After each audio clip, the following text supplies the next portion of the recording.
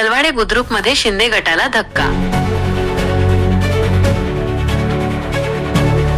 सरपंच उपसरपंचांसह शेकडो भाजपमध्ये.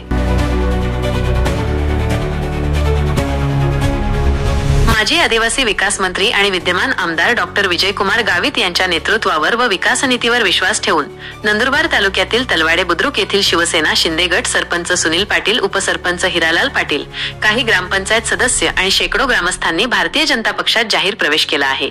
यामुळे नंदुरबार तालुक्यातील आणखी एका गावात शिंदे गटाला खिंडार पडले आहे.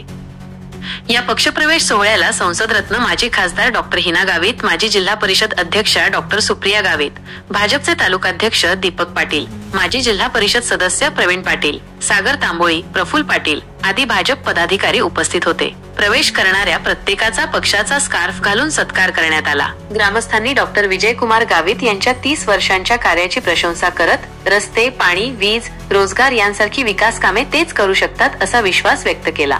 यामुळे नंदुरबार तालुक्यातील शिंदे गटाला आणखी एक खिंडार पडले आहे.